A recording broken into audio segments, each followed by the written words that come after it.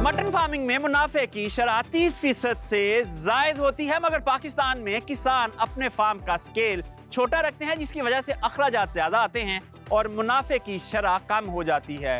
हौसला अफजा नताइज ना होने की वजह से फार्म बंद कर दिया जाता है। इस तरह के हजारों फार्म पाकिस्तान में खुलते और बंद होते रहते हैं। आइए देखते हैं कि छोटा स्केल होने की वजह से क्या नुकसानात होते हैं और पाकिस्तान में कमर्शियल स्केल के फार्म क्यों नहीं बन पा रहे।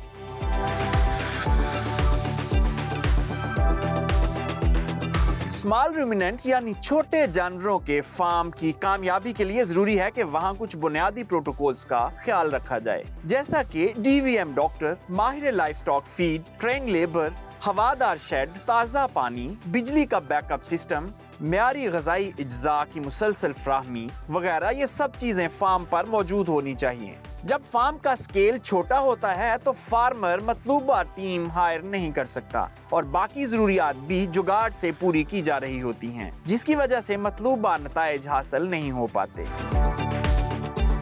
कमर्शियल मटन फार्मिंग में दिलचस्पी रखने वाले अफराद के लिए चंद बुनियादी असूलों का जानना ज़रूरी है और वो चंद बुनियादी असूल जानने के लिए हम इस वक्त बहादुर नगर फार्म ओकाड़ा में मौजूद हैं और यहाँ शीप एंड गोट सेक्शन के इंचार्ज डॉक्टर ज़ीशान हमारे साथ मौजूद हैं।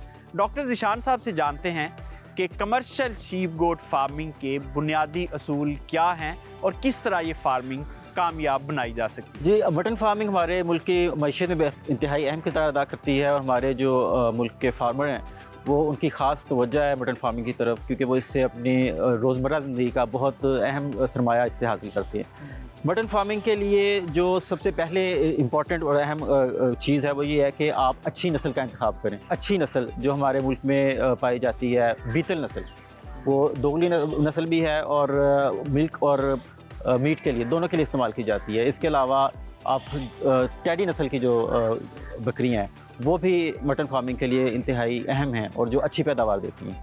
और इसकी बुनियादी वजह ये है कि जो टेडी नस्ल की बकरियाँ हैं वो साल में 2 दफ़ा बच्चे भी दे देती हैं और इनमें ट्विनिंग की और ट्रिपलेट की रेशो भी बहुत ज़्यादा है। अच्छा डॉक्टर साहब, क्या वजह है कि पाकिस्तान में छोटे छोटे फार्म्स बनते हैं, जबकि हम दीगर ममालिक की बात करें तो 30,000 40,000 जानवरों का फार्म, और हमारे यहाँ मुश्किल से लोग 100-150 पे जाते हैं। जी, हमारा मुल्क, आपको पता है कि हमारे मुल्क में ज़्यादातर जो हमारे किसान हैं उनका रोज़मर्रा ज़िंदगी का दारोमदार जो है वो ज़राअत पर है और छोटे जो जानवर हैं वो उनको अपने घरों में रखते हैं सिर्फ अपनी रोज़मर्रा की ज़िंदगी की ज़रूरियात को पूरी करने के लिए।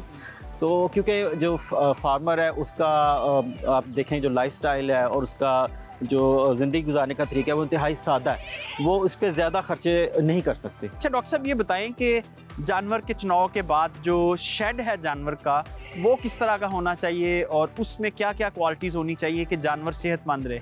सतह ज़मीन से थोड़ा सा बुलंद हो, जिसकी वजह से जो उसका वेस्ट है वो प्रॉपर्ली जो है वो उसका ड्रेनेज का वो मुनासिब इंतज़ाम हो, और इसके अलावा जो है वो सायादार हो।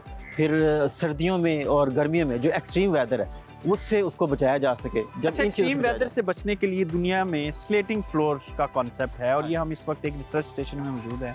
यहाँ भी सादा शेड है, स्लेटिंग फ्लोर वाला नहीं है, यानी बिल्कुल सिंपल है। तो क्या वजह है कि जो जदीद रुझानात हैं वो पाकिस्तानी मटन फार्मिंग में नहीं आ रहे। हम जो शेड बनाते हैं, अगर आप ये शेड देखें तो शेड की जो हम उसके फ्रूफ बनाते हैं वो बाकायदा उससे होती है कि जो सतह ज़मीन से उसकी जो दरमियानी सतह है वो 12 फुट के करीब हम ऊंची रखते हैं और जो उसकी अतराफ़ है वो 9 फुट के करीब रखते हैं, ताकि ऊपर से जो अगर बारिश भी आती है तो वो अतराफ़ में जाए, शेड के अंदर की तरफ जो है वो पानी ना जाए। इस तरह जो आप स्लेटिंग फ्लोर की बात कर रहे हैं उसमें भी ज़्यादा रुझान यही है। अच्छा डॉक्टर साहब, हमारे यहाँ बीमारियाँ बहुत ज़्यादा हैं और फिर फार्मर प्रॉपर वैक्सीनेशन नहीं करवाते, जिसकी वजह से जानवरों की हलाकत का जो रेशो है वो बहुत ज़्यादा है।